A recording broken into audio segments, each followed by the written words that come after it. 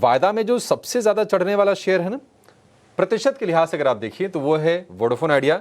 9% ये शेयर चला है। हालांकि इंट्राडे में ये शेयर एक वक्त था करीब 17% ऊपर, लेकिन ऊपरी स्तरों से थोड़ी सी प्रॉफिट टेकिंग आई है। आज की तेजी दरअसल कैबिनेट के एक फैसले चलते हैं। इसमें 2022 से पहले जो भी स्पेक्ट्रम कंपनीज ने खरीदे थे उनको बैंक गारंटी देने के लिए कहा गया था। कंपनियां छूट की मांग कर रही थी और कैबिनेट ने ये राहत देने का फैसला अल्टीमेटली कर लिया है। तो आज इस उत्साह में शेयर चला। लेकिन रोहन जी, आप जरा ये बताइए कि वोडाफोन आइडिया में आप निवेशकों को किस तरह से गाइड करेंगे, क्योंकि अब मुश्किलों का तो पहाड़ है, एक नहीं कई सारे पहाड़ हैं, और ये अब छोटी सी राहत हम कहेंगे। आपकी एनालिसिस क्या कहती है इस पे? या मीन्स इन्वेस्टिंग का मजा ये है कि हमको चॉइस है कि हमको वो प्रॉब्लम लेना है कि नहीं लेना है अपने पोर्टफोलियो में। तो जस्ट बिकॉज वो शेयर इतना टूट गया है कि सस्ता अवेलेबल है, सिंगल डिजिट या डबल डिजिट में अवेलेबल है, तो वो लेना मेरे हिसाब से कोई इंटेलिजेंट पॉइंट है नहीं। टर्न अराउंड हो सकता है, पर मुझे ऐसा लग रहा है कि अभी चांसेस ऑफ टर्न अराउंड भी खत्म हो गए हैं। जो होना था वो हो सकता था, वो भी नहीं हुए हैं। तो on that contrary I believe that ये होप का स्टॉक है, पर ग्रोथ का स्टॉक नहीं है। सो ऑन ग्रोथ पॉइंट मैं ऐसा समझता हूँ कि ये बेच देना चाहिए और उसको ट्रांसफर करके कोई ग्रोथ कंपनी में शिफ्ट करना चाहिए। काफी अच्छी तेजी है, और हम ये उम्मीद करके चल भी रहे थे कि अगर महाराष्ट्र में बीजेपी की सरकार बन जाती है तो जो पीएसयू जो थोड़े ठंडे पड़े थे ना, करेक्शन का शिकार होते हैं, तो उनमें पीएसयू में, पावर में, रेलवे में, डिफेंस में तेजी आ सकती है। डिफेंस में आज हम अच्छी तेजी देख रहे हैं। आप देखिए HAL, Mazagon Dock, Bharat Dynamics, BML, ये तमाम शेयर चल रहे हैं। लेकिन तेजी के ट्रिगर्स क्या बन रहे हैं, ये बताने के लिए हमारे सहयोगी रिया हमारे साथ हैं। रिया, डिफेंस में आज दमदार तेजी है, क्या रीजन है इसके? ने आज 3 डिफेंस स्टॉक्स के ऊपर में इनिशिएट किया है कवरेज। सबसे पहले बीईएल पे उन्होंने एक ओवरवेट टारगेट दिया है 340 रुपीज़ के टारगेट प्राइस के साथ। एचएएल पर भी ओवरवेट रेटिंग के साथ में 5135 रुपीज़ का टारगेट प्राइस दिया है, और मैस्कॉन डॉक्स के लिए न्यूट्रल रेटिंग के साथ में इनिशिएट किया है। टारगेट प्राइस उसका है 4248।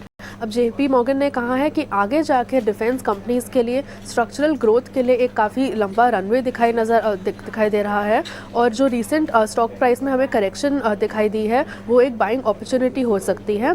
आगे जाके डिफेंस प्रोडक्शन में और एक्सपोर्ट्स में काफ़ी स्ट्रॉन्ग ग्रोथ आ सकती है, और उन्होंने ये भी कहा है कि अगर स्ट्रक्चरल ग्रोथ में एक्सपोजर चाहिए तो बीईएल उनका प्रेफर्ड पिक रहेगा। इसी के चलते तीनों स्टॉक्स में हमें 2 से 5% का स्टॉक में राइज नज़र आ रहा है, तो तीनों स्टॉक्स पे आज नज़र रहेगी।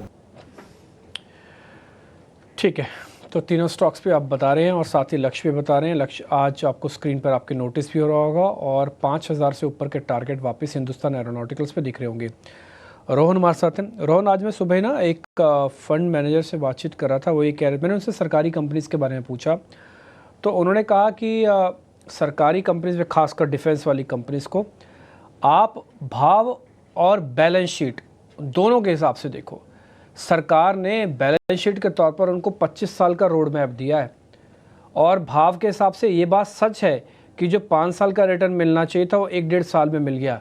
लेकिन 1-1.5 साल का रिटर्न मिलने के बाद ये ना सोचा जाए कि इनकी बैलेंस शीट कमज़ोर हो जाएगी, क्योंकि वो तो पॉलिसी के अधीन हो जाएंगे और 20-20, 25-25 साल तक लीडरशिप रखेंगे, क्योंकि इनकी रिप्लेसमेंट ही नहीं होगी मार्केट में।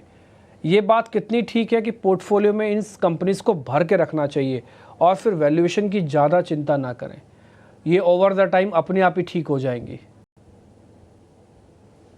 ये आप अपना टोटल बिल देखो बजट का, तो आप देखोगे कि the highest spending and that is more than 25% of spending अपने जाता है डिफेंस के लिए। और ये पूरा सेगमेंट आप देखोगे तो 1-1.5 साल तक ये 1.5 साल पहले ये कोई कंपनीज में कुछ हुआ ही नहीं था। सो ये पूरा टर्न अराउंड और रिवाइव स्टोरी है।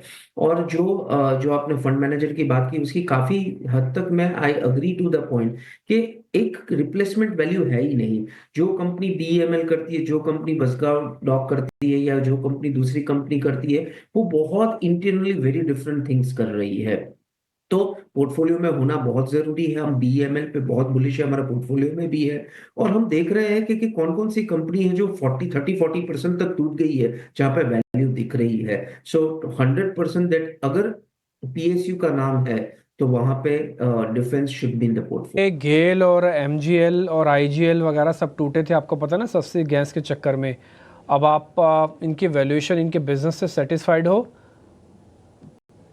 सी देखो, वैल्यूएशन एक अपने आप में पहले से चीप ही था, बहुत महंगे थे भी नहीं ये सब। एनजीएल स्पेसिफिकली बात करूं, 10 टाइम्स के बिलो फॉरवर्ड रनिंग पे मिल रहे थे। पर प्रॉब्लम क्या है कि अभी इसको रीवैल्यूएशन मिलना बहुत टफ हो जाएगा। देखो, नीचे से थोड़ा रिकवर होगा, वो ओवरसोल्ड से हो रहा थोड़ा बेटर होगा, वो ठीक है। पर अभी हम मुझे ये अगर मैं देखूं कि यहाँ से can we see a new high और अ कंसिस्टेंट ग्रोथ, तो मुझे बहुत डाउट लग रहा है ये सब में। तो as of now for the time being मैं थोड़ा महंगा लूंगा, पर मैं अभी अनसर्टेनिटी में नहीं लेना चाहता हूँ कुछ भी, क्योंकि वो सस्ता मिल रहा है। So waiting for the for a good time. अगर नहीं मिल रहा है तो हमने देखा है आईजीएल, एमजीएल, ये सब कंपनीज 3-3, 4-4 साल तक कुछ रिटर्न नहीं देती है। तो इट्स बेटर टू साइडलाइन और देखते हैं कि क्या रिकवरी आ रही है इसमें।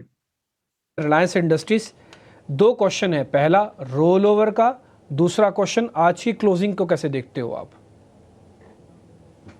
तो देखिए, करेक्शन के बाद स्टॉक में रिकवरी बनी है और स्टॉक अब अपने 20 डे मूविंग एवरेज को निगोशिएट करते हुए दिख रहा है, जो कि है करीब 1290-1300 की रेंज में। हमें लगता है स्टॉक में एक सब्सटेंशियल करेक्शन ऑलरेडी हो चुका है। क्रिटिकल सपोर्ट के आसपास स्टॉक ने बेस बना के एक रिकवरी जरूर यहाँ पे दिखाई है।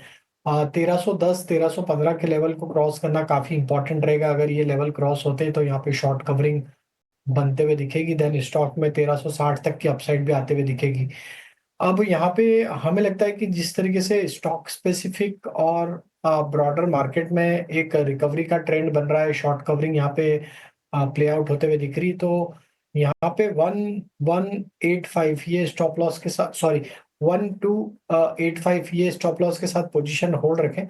एंड हायर साइड पे 1330-1340 के टारगेट के लिए हमें लगता है मोमेंटम अगले 1 से 2 ट्रेडिंग सेशन में आते हुए दिख सकता है।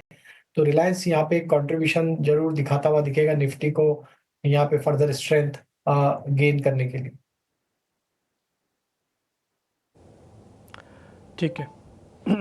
खैर, इस बीच एंजल ब्रोकिंग के अंदर आप देखेंगे एंजल वन के नाम से कंपनी है, उसके अंदर एक ज़बरदस्त मोमेंटो आया है। वजह उनको एक अप्रूवल मिला है म्यूचुअल फंड्स कारोबार के स्टार्ट करने के लिए, तो जिसकी वजह से एकदम से शेयर के अंदर आपको काफ़ी अच्छी स्टीम दिखेगी।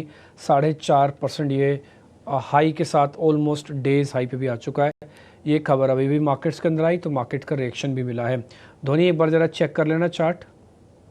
जी बिल्कुल डिम्पी जी, टेक्निकल स्ट्रक्चर वाइज भी अगर आप एंजल वन का यहाँ पे स्ट्रक्चर देख रहे हैं तो स्टॉक ने आज के सेशन में एक डाउनवर्ड स्लोपिंग ट्रेंड लाइन का ब्रेकआउट दिया है। तो ओवरऑल पॉजिटिव मोमेंटम है, इसके अंदर फर्दर कंटिन्यू होता हुआ देखने को मिलेगा। टेक्निकली स्टॉक ऑलरेडी अपनी 200 डीएमए को टेस्ट भी कर चुका है, जहां से आज के सेशन में हमें closing on the higher side of the candle देखने को मिल रही है। तो पॉजिटिव मोमेंटम इसके अंदर बना रहेगा। ऊपर की तरफ के आप 3250 के टारगेट्स के लिए इसको होल्ड आउट कर सकते हैं। नीचे स्टॉप लॉस के तौर पे 2750 का लेवल खास करके ध्यान में रखें।